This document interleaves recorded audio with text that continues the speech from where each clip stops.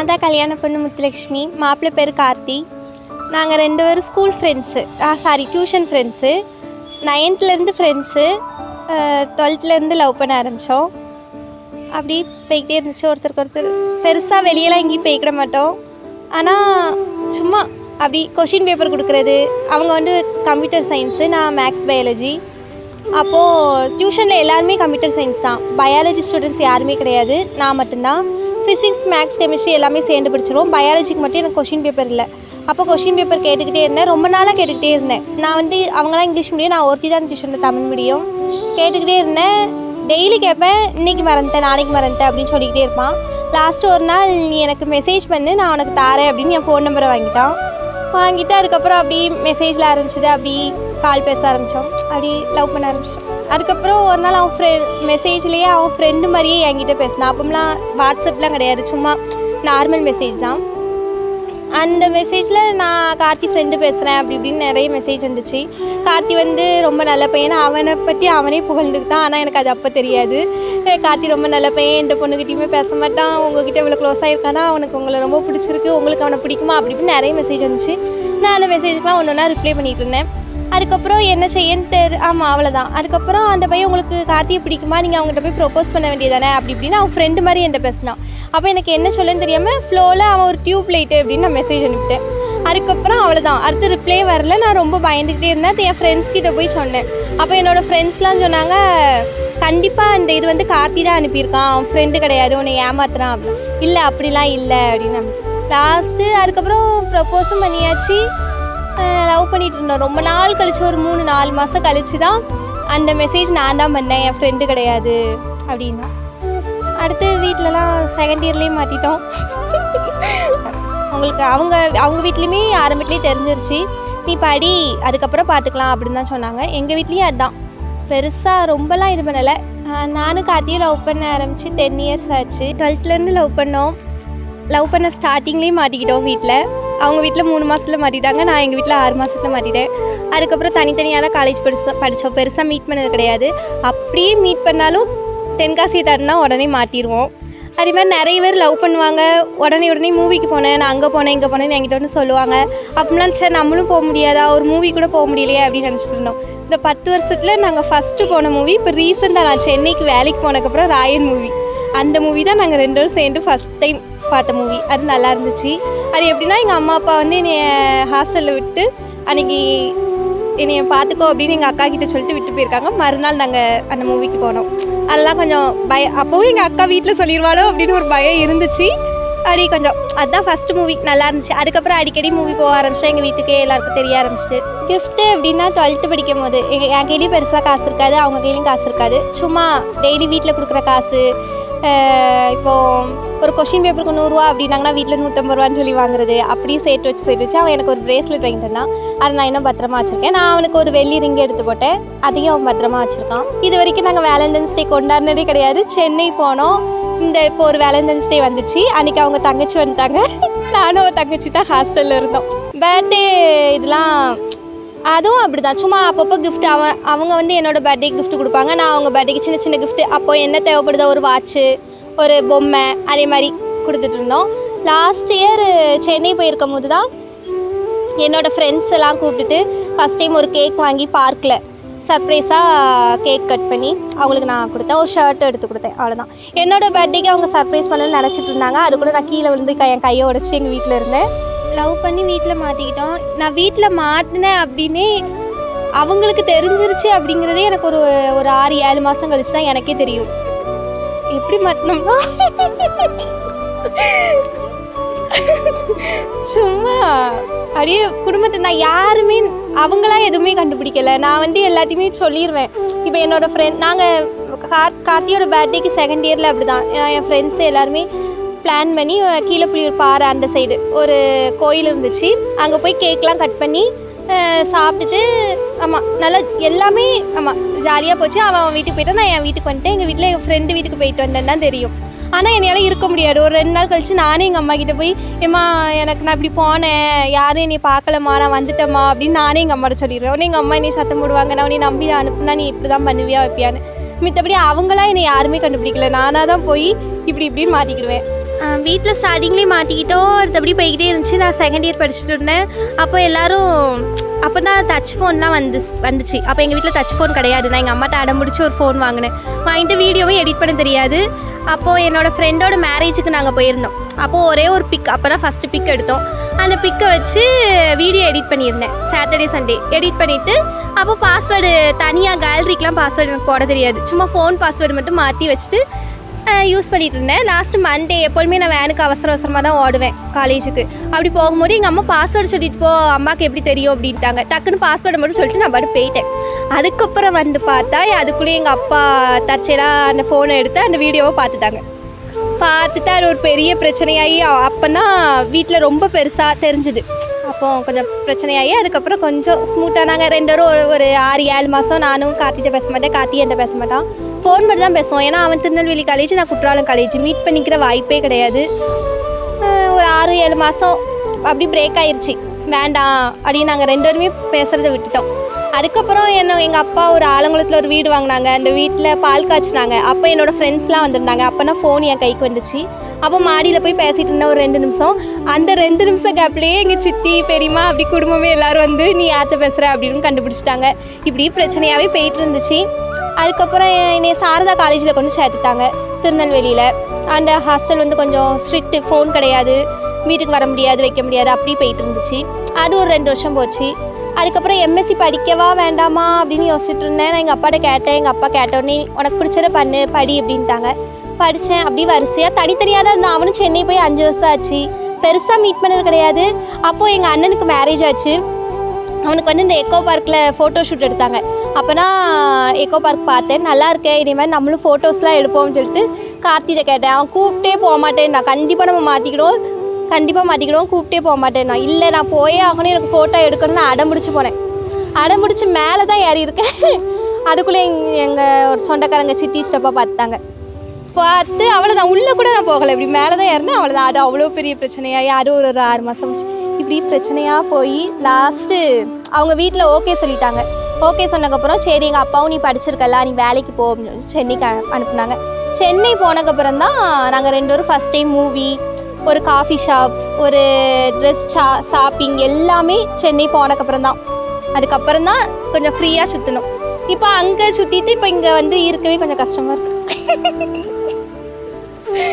எங்கள் 2 பேருக்கும் அடிக்கடி சண்டை வரும். ஆனால் முன்னாடிலாம் கார்த்தி ரொம்ப கோவப்படுவான் ஸ்டார்டிங்கில். நான் வந்து அவங்ககிட்ட பேசவே பயப்படுவேன். எங்கள் வீட்டில் எங்கள் அப்பாலாம் வந்து எப்படி குரல் வசதி பேசவே மாட்டாங்க. கார்த்தியும் குரல் வசதி பேச மாட்டான். ஆனால் அவனோட வாய்ஸ் வந்து கணீர்னு இருக்குமா. அவன் லைட்டாக ஏதாச்சும் சொல்லிட்டாலே எனக்கு அப்படி ரொம்ப ஒரு மாதிரி ஆயிரும். ஸ்டார்டிங்கில் அப்படி இருந்துச்சு. அதுக்காண்டி அவன் என்கிட்ட அப்படி கொஞ்சம் கோவப்படுறது அது எல்லாத்தையுமே குறைச்சக்கப்புறம் இப்போ அப்படி ஆப்போசிட்டாக மாறிடுச்சு எல்லாமே. அவனே சொல்லுவான், முன்னாடி என்கிட்ட பேசவே நீ பயப்படுவேன், ஆனால் இப்போ நீ என்கிட்ட குரலை வசதி பேசிகிட்டு இருக்க அப்படின்னு. சண்டை வந்தால் மோஸ்ட்லி நான் தான் எல்லா பிரச்சனையும் காரணமாக இருப்பேன். ஏதாச்சும் லூஸ் மாதிரி நானே வாய் கொடுத்து எங்கேயாச்சும் போய் மாட்டிக்கிறது, எது செய்யக்கூடாது அதை போய் செஞ்சுட்டு வந்துடுறது, இப்படி பண்ணிக்கிட்டே இருப்பேன். அவன் சொல்லுவான், ஆனால் அவன் சொல்ல முடியும் எனக்கு புரியவே செய்யாது. இதை பண்ணாத மட்டும் இப்படி நடந்துடும், அவங்க அப்படி கிடையாது, நீ இப்படி நினச்சிட்டு இப்படின்னு எல்லாமே சொல்லுவான். ஆனால் நீ உனக்கெல்லாம் என்ன தெரியும், போ அப்படின்னு விட்டுருவேன். லாஸ்ட்டு அவன் சொன்னது அப்படியே நடக்கும். அதுக்கப்புறம் நீ சொன்னது தான் கரெக்டு கார்த்தி, அவளை தான் தப்பு அப்படின்னு நானே போவேன். இதே மாதிரி சண்டை வந்து அவன் மேலே தப்புனா அவன் சாரி கேட்பான், என் மேலே தப்புனாலும் அவன் தான் சாரி கேட்பான். அப்படி போயிடும். இப்போ நாங்கள் 10 வருஷம் லவ் பண்ணியிருக்கோம். எல்லாருமே 10 வருஷமான்னு கேட்காங்க. ஆனால் எனக்கு இந்த வருஷங்கள்லாம் போன மாதிரியே எனக்கு தெரியலை. இப்போ நான் 12th முடித்த மாதிரி இருந்துச்சு. அடுத்தடுத்து காலேஜ் அவன் சென்னை போய்தான். நான் பாட்டுக்கு ஒரு 3 டிகிரி முடிச்சுட்டு அப்படியே போயிடுச்சு. ஆனால் இப்போ எனக்கு வயசு 27 வயசு ஆயிடுச்சு. இப்போ தான் மேரேஜ். ஆனால் எனக்குலாம் என் ஸ்கூல் படிக்கிற ஃப்ரெண்ட்ஸு, காலேஜ் படிக்கலாம் first year, second year, third இயர்லேயே மேரேஜ் ஆயிரும். இப்போலாம் என்னோடய பெஸ்ட்டு ஃப்ரெண்டு ஒருத்தி, அவளோட பையன் வந்து 2nd ஸ்டாண்டர்ட் போகிறான் ஸ்கூலுக்கு. ஆனால் நான் இப்போ தான் மேரேஜ் பண்ணுறேன். நானும் நிறைய ஆசைப்பட்டிருக்கேன். எங்கள் வீட்லேயும் அடிக்கடி சொல்லுவாங்க, எல்லா சின்ன பிள்ளைகளுக்குலாம் மேரேஜ் ஆகுது, உனக்கு இப்படி இருக்குது அப்படின்னா. ஆனால் எனக்கு அப்போ இருக்கும், சரி நமக்கு ஆசையாக தான் இருக்கும். ஆனால் ஆசையை காமிச்சிட்டோம் அப்படின்னா உடனே மாப்பிள்ளை பார்க்க ஆரம்பிச்சிருவாங்க, கல்யாணம் பண்ணி கொடுத்துருவாங்க. அதுக்காண்டி எப்போ நான் படிக்கணும், நான் வேலைக்கு போகணும். ஆனால் எனக்கு வேலைக்கு போகணுன்னா சுத்தமாக ஐடியாவே கிடையாது. இப்போ சரி படிச்சிட்டோமே வேலைக்கு போவோம் அப்படின்னு. ஆனால் இப்போ இந்த லைஃப்பும் நல்லா தான் இருக்குது, வேலைக்கு போயிட்டு அப்படி போயிட்டுருக்கு. அதே மாதிரி நான் மேரேஜ் இப்படி நடக்கணும் அப்படி நடக்கணும் நிறைய அப்பப்போ ஒவ்வொரு ட்ரெண்ட் இருக்கும்ல. இப்போ தான் அந்த போஸ்ட் வெட்டிங் ப்ரீ வெட்டிங்லாம் வந்திருக்கா இருக்குனுக்குலாம் கிடையாது. அப்பப்போ என்ன இருக்குமோ அதே மாதிரிலாம் நம்ம பண்ணணும், அப்பாட்ட கேட்கணும் அப்படின்னு நினச்சிருக்கேன். ஆனால் இப்போ வந்து எதுவுமே கேட்கக்கூடாது, விட்டுருவோம் அப்படின்னு நினச்சேன். ஆனால் எனக்கு எல்லாமே நான் நினச்சதை விட எக்ஸ்பெக்ட் பண்ணதை விட எல்லாமே எனக்கு அதிகமாக தான் கிடச்சிருக்கு. கார்த்தி அடிக்கடி சொல்லுவான், நம்ம மேரேஜ் கண்டிப்பாக நடக்கும், நீ நினச்சபடி நடக்கலைனாலும் கண்டிப்பாக நமக்கு பிடிச்சபடி நம்ம 2 பேருக்கும் நடக்கும் அப்படின்னு. ஆனால் ஒன்றில் நாங்கள் 2 பேருமே தெளிவாக இருந்தோம். என்ன நிறைய பேர் ரன்னிங் மேரேஜ் அப்படி இப்படின்னு போயிடுவாங்க. எனக்கும் என் ஃபேமிலி முக்கியம், கார்த்திக்கும் அவனோட ஃபேமிலி முக்கியம், எல்லோரும் வேணும் அப்படின்னு நினச்சோம். அதே மாதிரி ஃபஸ்ட் ஸ்டார்டிங்கில் எங்கள் அப்பா அவங்க அப்பாலாம் கொஞ்சம் இது பண்ணி லாஸ்ட்டு எப்படியோ இப்போ 2 பேருமே எங்கள் அம்மா அப்பாவும் சரி அவங்க அம்மா அப்பாவும் சரி கொஞ்சம் நல்லா சந்தோஷமாக ஏற்றுக்கிட்டாங்க. எனக்கு அதுவே போதும், ஜாலியாக இருக்குது. என்னோடய பேர் ஹரிஹரன். நான் தான் பொண்ணோட தம்பி. இப்போ பார்த்தீங்கன்னா ஓகே, அக்கா லவ் பண்ணுறான்னா எந்த தம்பிக்குமே பிடிக்காது. மோஸ்ட்லி தம்பி அண்ணனாக இருந்தாலும் சரி நம்ம ஏஜ் ஆஃப் செட் ஆஃபில் பிடிக்காது. எங்கள் அக்கா என்கிட்ட எப்படி நான் ஒரு பையனை லவ் பண்ணுறேன் அப்படி எப்படி சொல்கிறான்னா, 10th நான் படிச்சுட்ருக்கேன். திடீர்னு ஒரு நாள் ஸ்கூல் காலைல நான் கிளம்பிட்டுருக்கேன் அவசரமாக எந்திச்சு. திடீர்னு அவள் தூங்கிட்டு இருக்கா, அவள் இன்றைக்கி லீவுன்னு நினைக்கிறேன், தூங்கிட்டு இருக்கா. திடீர்னு நான் கிளம்பிட்டு இருக்கும்போது திடீர்னு நிப்பாட்டி அரி நான் அவன்கிட்ட ஒன்று சொல்லணும் அப்படிங்கிற. நான் என்ன சொல்லு, நான் எப்போ அக்கா தம்பினா எப்படி இருப்போம், சும்மா சண்டை போட்டுகிட்டே தானே இருப்போம். அந்த மாதிரி இருக்கும்போது சரி என்ன சொல்லு அப்படின்னு சொல்கிறேன். அதே தெரியும் நான் ஒருத்தனை கார்த்தின்னு ஒரு பையனை லவ் பண்ணுறேன். நானும் அதே டியூஷன்லாம் படித்தேன், எங்கள் சித்தி டியூஷன்லாம் படிச்சுட்டு இருந்தேன். அங்கே தான் எல்லோரும் படிக்கிறோம். நான் கார்த்தின்னு ஒரு பையனை லவ் பண்ணுறேன். லவ் பண்ணுறியா? எனக்கு 10th படிக்கும்போது என்ன தெரியும், சும்மா ஏதோ வளரிட்டு இருக்கா, கொஞ்ச நாள் இருக்கும் அப்புறம் விட்டுருவா அப்படின்ட்டு நானும் விட்டுட்டேன். சும்மா எதையும் கண்டுக்கல. நான் வீட்டில் சொல்லவும் இல்லை, எதுக்கு இதெல்லாம் பண்ணிக்கிட்டு இந்த வயசில் வர்றது தானே அப்படி சொல்லிட்டு சொல்லாமல் விட்டுட்டேன். அப்படியே போயிடுச்சு, இயர்ஸ் போயிடுச்சு. அப்படியே ஒரு 2-3 வருஷம் போனதுக்கப்புறம் வீட்டிலலாம் தெரிஞ்சு ஒரு மாதிரி சண்டையாக போயிட்டு இருந்துச்சு. நமக்கு பசங்க இதை பற்றிலாம் பிரச்சனை கவலை இல்லை. நம்ம வீட்டுக்கு வந்தோமா, படித்தோமா, விளாட போனோமா அப்படியே சுற்றிட்டு இருந்து நான் அதெல்லாம் கண்டுக்கிறதே கிடையாது, விட்டுருவேன். அப்படி ஒரு 2-3 வருஷத்துக்கு அப்புறம் ரொம்ப வீட்டில் பிரச்சனையாக போய் எங்கள் அக்கா சுத்தமாக வீட்டில் வேலையே கிடையாது. நான் தான் எல்லா வேலையும் பார்ப்பேன், வீட்டில் எந்த வேலையும் பார்க்குறது கிடையாது. எதுக்கு எடுத்தாலும் பிரச்சனை தான். அவள் லவ் பண்ணி போகிறதுக்குலாம் பிரச்சனையாக போயிட்டு இருந்துச்சு ஒரு 5-6 வருஷத்துக்கு. எந்த ஒரு ஓகே வீட்டில் இருப்பா, பட் வேலை பார்க்க மாட்டா, வீட்டில் சண்டை அப்படி இப்படின்னு போயிட்டு இருந்துச்சு. திடீர்னு இப்போ ஓகே, இப்போ ஒரு கடைசி ஒரு 2 இயராக வீட்டில் பேசி ஒரு மாதிரி நாங்கள் எல்லோரும் சேர்ந்து சப்போர்ட் பண்ணி இப்போது கல்யாண டேட்டு ஃபிக்ஸ் பண்ணி ஒரு மாதிரி கொண்டு வந்துட்டோம்.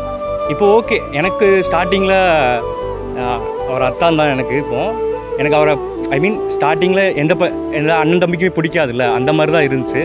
அதுக்கப்புறம் இப்போ ஓகே, இப்போ எல்லாமே செட் ஆயிடுச்சு. அவரும் அக்காவும் நல்லா பார்த்துக்கிறாரு. இப்போ சென்னையில் 2 பேரும் சென்னையில் தான் இருக்காங்க, வீடு எடுத்திருக்காங்க இப்போ தான் புதுசாக. நான் போயிட்டு வந்தேன் ஒரு 1 month முன்னாடி. போயிட்டு நானும் எல்லாத்தையும் செட் பண்ணி கொடுத்துட்டு எனக்கும் ஹாப்பியாக இருக்குது. இப்போ அவள் ஹாப்பியாக இருக்க பார்த்துட்டு எல்லாருக்கும் எங்கள் வீட்டில் எல்லோரும் ஹாப்பி, நானும் ஹாப்பி, எல்லாமே நல்லா போயிட்டுருக்கு. இப்போது அவங்க மேரேஜுக்கு ஆல் தி பெஸ்ட். என் பேர் தான் கார்த்திக். இந்த கதையோட நாயகனே நான் தான். என் காதல் கதையை பற்றி சிம்பிளாக ஒரே வரியில் சொல்லணுன்னா, இது ஒரு பொம்பளை ஜெரிக்கும் ஆம்பளை டாமுக்கும் நடக்கிற காதல் கதை தான். இதை பற்றி சிம்பிளாக சொன்னால் இதுதான் நாங்கள். முத்துவை ஏன் பிடிக்கும்னா தெரிலையே, இப்போ வேறு காரணம் தேடிட்டு தான் இருக்கேன்னு நினைக்கிறேன். ஒரு மாதிரி சின்ன வயசுலேருந்தே தெரியும், 10th தெரியும் அவளை. ஏன் சொன்னேன் எதுக்கும் சொன்னேன் தெரில, அவளை பிடிக்கும். ஆனால் பிடிக்கிறதுக்கு காரணம் இப்போ வர தெரிலன்னு நினைக்கிறேன். கண்டிப்பாக தெரில, ஆனால் பிடிக்கும். அவங்க இருந்தால் நல்லாயிருக்கும். முத்துவ நானே எப்படின்னா, நானும் அவ்வளோ அப்படியே ஆப்போசிட் தான். எனக்கு வேறு டேஸ்ட்டு, அவளுக்கு வேறு டேஸ்ட்டு. ஆனாலும் எனக்காண்டி எதுனாலும் அவள் பண்ணுவாள், அவளுக்காண்டி நானும் எதுவும் வருவோம். அதுதான் நாங்கள் 2 பேரும். ப்ரப்போஸ் பண்ணதுன்னு பார்த்தீங்கன்னா 12th படிக்கும்போது தான் ப்ரப்போஸே பண்ணது. எனக்கு ப்ரப்போஸ் பண்ணுறதுக்கு சரி பயம். ஏன்னா அவங்களோட டியூஷன் எடுக்கிறவங்க அவளுக்கு சித்தி. டியூஷன் அவகிட்ட சொல்லிட்டா, இவள் போய் அவங்க சித்திட்ட சொல்லிட்டேன்னா அவங்க சித்தி எங்கள் அப்பாட்ட சொல்லிடுவாங்கன்னு சரி பயம். என் ஃப்ரெண்ட்ஸ் கிட்டலாம் கேட்டு பயந்து. எனக்கு பிறந்தநாள் வந்துச்சு, October 2 பிறந்தநாள் வந்துச்சு. ஏன்னா நான் ஸ்ட்ரெயிட்டாக லவ் யூன்னு சொல்லலை, ஆனால் எனக்கு பிடிச்சிருக்கு, கல்யாணம் பண்ணிக்கணும்னு ஆசைப்பட்றேன் அப்படின்னு மட்டும் சொல்லிட்டேன். ஆனால் அடுத்து என்னன்னு தெரில, எனக்கு ரொம்ப பயம். ஏன்னா அவங்க சித்திட்ட சொல்லிட்டா வீட்டுக்கு தெரிஞ்சிடும், எங்கள் அப்பா அடி பொழந்துருவார் அப்படின்னு ஒரு பயம் இருந்துச்சா. அடுத்து October 7 தான் அப்படியே கன்ஃபார்ம் பண்ணேன். நம்பர் எப்படி ஸ்ட்ரெயிட்டாக கேட்குறதுன்னு தெரில. அவங்க ஏதோ ஒரு புக்கு கேட்டாங்களா, எனக்கு அவங்கள தெரியும் சொல்லிட்டு அவங்க நம்பர் அப்படியே வாங்கிட்டேன். வீட்டில் மாட்டேன். எங்கள் அப்பாவுக்கு ஃபஸ்ட்டே தெரியும். எங்கள் அப்பாட்ட நானே சொல்லிட்டேன்னா எங்கள் அப்பா ஸ்ட்ரெயிட்டாக லவ் பண்ணுறியாலாம் கேட்கல, சும்மா கேட்டார், என்ன நீ போகிற போக்கே சரியில்லையா என்ன அப்படிங்கும்போது, ஆமாப்பா அந்த மாதிரி இருக்குது அப்படின்னு சொன்னேன். அப்பாவும் சரி படித்து எடுத்து ஃப்யூச்சரில் பாரு அப்படிங்கிறத அப்பாவும் சொன்னாங்க. 12th எக்ஸாம் முடிஞ்சதுக்கப்புறமா அவள் வீட்டில் மாட்டிட்டா. எங்கள் வீட்டில் முன்னாடியே தெரியும். அடுத்து பெருசாக மாட்டினது வந்து வீட்டில் நாங்கள் எடுத்த ஃபோட்டோக்கனால மாட்டினது தான் நினைக்கிறேன். வீட்டில் சப்போர்ட் எல்லாருமே சப்போர்ட்டு தான். என்ன எப்படி சொல்கிறது, சப்போர்ட்டு தான். எல்லா வீட்லேயுமே சப்போர்ட்டு தான். வீட்லேயும் பிடிக்கும். 2 பேரும் கரியரில் கொஞ்சம் செட்டில் ஆகிட்டு பண்ணாங்கன்னா ஓகே தான். பெருசாக எதுவுமே கிஃப்ட்டு வாங்கி தந்ததே இல்லை. நான் எதுவுமே வாங்கி தந்தது இல்லை. எனக்கு வாங்கி தந்து ட்ரெஸ் வாங்கி தர்றதுலேருந்து எல்லாமே அவங்க தான், நான் இல்லை. கிஃப்ட்டு மாதிரி இப்போ வர நான் எதுவுமே கொடுத்ததில்லைன்னு நினைக்கிறேன். கண்டிப்பாக இல்லை. சும்மா சின்னதாக கீச்செயின் அந்த மாதிரி தான் கொடுத்துருக்கேன். வளையல் வாங்கி கொடுத்தது அந்த மாதிரி. பெரிய கோயில் தான் நினைக்கிறேன். பெரிய கோயில் இங்கே கூட வந்திருக்கோம். இங்கே பால வேலைலாம் நடந்துட்டு இருக்கும்ல, அப்போ பைக்கில் வருவோம், குமாரர் கோயில் வருவோம். இங்கனுக்குள்ளே வந்து சுற்றிட்டு அப்படியே போயிடும். ஸ்கூல் படிக்கும்போது வெளிலலாம் இப்படி சும்மா அங்கனக்குள்ளேயே சுற்றினது தான். மற்றபடி வெளியில் எங்கேயுமே போனதில்லை. சும்மா இங்கே பைக்கில் வர்றது அந்த மாதிரி தான். வேலண்டைன்ஸ் பெருசாக வேலண்டைன்ஸ் டேல எனக்கு ஈடுபாடு கிடையாது. ஆனால் அவங்களுக்கு கொஞ்சம் அந்த நம்பிக்கையெல்லாம் உண்டு. அவங்க ப்ரப்போஸ் பண்ணுவாங்க, சாக்லேட் வாங்கி தருவாங்க, விஷ் பண்ணுவாங்க. நான் பெருசாக அதில் ஈடுபாடே இல்லாமல் தான் இருப்பேன். சண்டை மானவாரியாக வரும். டெய்லி சண்டை தான், எதுக்கு எடுத்தாலும் சண்டை தான், எப்போவுமே சண்டை தான். அது நார்மலாக இருக்கிற மாதிரி தான். சாரி கேட்குறதா, யாராவது 2 பேர்த்தில் யாராவது ஒருத்தர் ரொம்ப பஸ்ட்டாகவும் ஒரு மாதிரி கோவப்பட்டு வருவேன். நான் ரொம்ப கோவப்பட்டேன்னா அவள் அமைதியாகி சாரி கேட்பா. அது மாதிரி தான் நானும். ஷாப்பிங்னா போதும், சோறு தண்ணி இல்லாமல் ஷாப்பிங் பண்ணுவாங்க.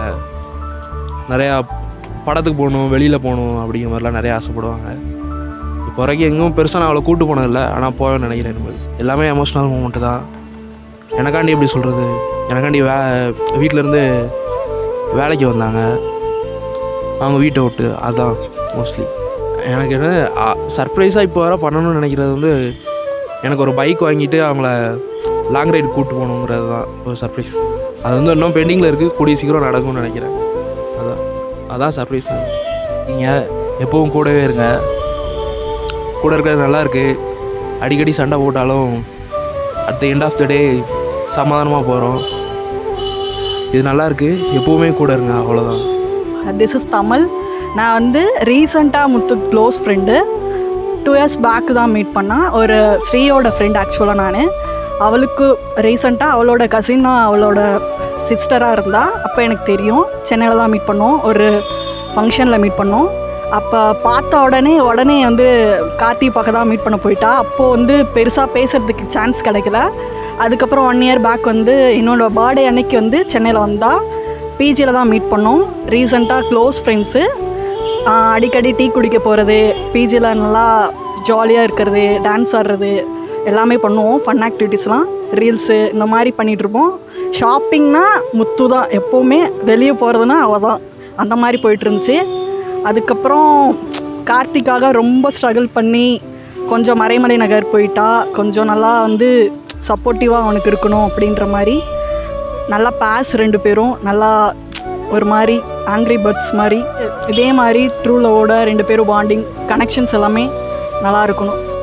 நான் முத்துவோட சிஸ்டர். சின்ன வயசுலேருந்தே 2 பேரும் க்ளோஸ் தான். என்னை கீழே நிற்க வச்சுட்டு அவள் மாடியில் போய் ஃபோன் பேசிகிட்டு இருப்பா. நான் தான் கீழே காவல் கற்றுட்ருப்பேன். எனக்கு நிறைய அட்வைஸ்லாம் பண்ணுவாள், லவ்லாம் பண்ணக்கூடாது அப்படின்னு. இப்போ ரொம்ப நல்லா பண்ணிட்டா. நிறைய ஸ்ட்ரகிள்லாம் தாண்டி இப்போ வந்து 2 பேரும் சேர்றது வந்துட்டு ஹாப்பி. டம்மி மாதிரி இருந்தால் இப்போ 1-2 வருஷத்தில் மம்மி ஆயிடுவான்னு நினைக்கிறேன். All the best. ஹாய், எல்லாருக்கும் வணக்கம். நான் வந்து முத்துவோட அண்ணன். முத்தும் நானும் வந்து சின்ன வயசில் நிறைய டைம் ஸ்பெண்ட் பண்ணியிருக்கோம். முத்து, நான், ஹரி எல்லோரும் வந்து விளாட்றது. அப்போது எங்களை வந்து முக்கால்வாசி சீட் பண்ணுறது முத்து தான். ஏதாவது விளாடுவோம். அப்போ கண்ணாமூச்சி விளாண்டுக்கிட்டு இருக்கோன்னா, இப்போ நான் வந்து எல்லாரையும் கண்டுபிடிக்கிறேன்னா நான் கண்டுபிடிச்சி இது பண்ணிடுவேன். முத்து மாட்டிக்கிட்டானா, இல்லை இந்த ஆட்டை நல்லா இல்லை அப்படின்னு சொல்லிட்டு ஆட்டையை கழிச்சிட்டு ஓடுறது தான் அவள் வேலையே. அதே மாதிரி ஆட்டையை கழிச்சிக்கிட்டே சுற்றிக்கிட்டே இருப்பாள் எல்லா இடத்துலையும். அதுக்கப்புறம் ஸ்கூலிங்கு எல்லாம் முடித்த பிறகு எல்லோரும் ஒவ்வொரு இடத்துல இருந்தோம். அதுக்கப்புறம் தான் நம்ம ஆள் என்ட்ரி. 2 பேருக்கும் லவ் லைஃப் ஸ்டார்ட் ஆகிடுச்சு. கொஞ்சம் வருஷமாக வந்து எனக்கு தெரிஞ்சு 6 to 7 yearsக்கு மேலே வந்து லவ் பண்ணுறாங்கன்னு நினைக்கிறேன். 2 பேரும் வந்து ரொம்ப பாண்டியாக இப்போ ஒரே இடத்துல வேலை பார்த்துட்டு சந்தோஷமாக இருக்காங்க சென்னையில். அவள் சென்னைக்கு போனதே வந்து ரொம்ப வருஷம் கழித்து அவள் வந்து ஒரு வேலை பார்க்கணும் அப்படின்னு ஸ்டார்ட் பண்ணி அவள் லைஃப்பில் வந்து ஸ்ட்ராங்காகவும் உறுதியாகவும் ஸ்டேபிளாகவும் ஆகிட்டு இப்போ 2 பேரும் வந்து சேர்ந்து லைஃப்பை கோ த்ரூ பண்ணணும் அப்படிங்கிறது வந்து நல்ல சாய்ஸு. அவங்க ஒன்றா வாழ போகிறாங்க. அவங்களுக்கு வந்து நம்ம எல்லோரும் வாழ்த்துக்கள் சொல்லலாம். Muthu, Karthi, happy married life. Karthi மாமா உங்களுக்கு தான், நல்லா கேட்டுக்கோங்க. எங்கள் அக்கா சமப்பா ஓரளவு ஏதோ காலிஃப்ளவர் பக்கோடா அடிக்கடி பண்ணுவா. நல்லா இருக்கோ நல்லா இல்லையோ நீங்கள் நல்லா இருக்குன்னு தான் சொல்லணும், இல்லைனா உங்களை 65 ஆக்கி முடிச்சு விட்ருவா. என்னென்ன சர்ப்ரைஸ் பண்ணணுன்றத அவளே சொல்லிடுவா. நான் சர்ப்ரைஸ் ஆவேன்றதையும் அவளே சொல்லிடுவா. நீங்கள் சர்ப்ரைஸ் பண்ணால் மட்டும் போதும். முத்துவோட சிக்னேச்சர் ஒரு வேர்டு உண்டு. அந்த வேர்டை அவள் வந்து சொல்லிட்டான்னா ஏதோ பெருசாக ஒரு ஆப்பு இருக்குதுன்னு அர்த்தம். ஏடே அப்படின்பா. அந்த ஏடேக்கப்புறம் ஏதோ ஒரு வில்லங்க நடக்க போகுதுன்னு இருக்குது. பார்த்து இருந்துக்கோ கார்த்தி. ஏடே அப்படின்னு சத்தம் எங்கே இருந்து கூப்பிட்டாலும் நீ உடனே அங்கே போய் நிற்கணும். அவ்வளோதான். கார்த்தி ஷாப்பிங் கூப்பிடுவா, போனால் அட்லீஸ்ட் போர் இல்லாமல் வெளியே வர மாட்டா. பி கேர்ஃபுல், தெரிச்சிடு. முத்து கார்த்தி சொத்து, அவன் இல்லைனா நீ வெத்து. நீங்க 2 பேரும் சேர்ந்து வாழ்ந்தா கெத்து. Wish you happy married life both.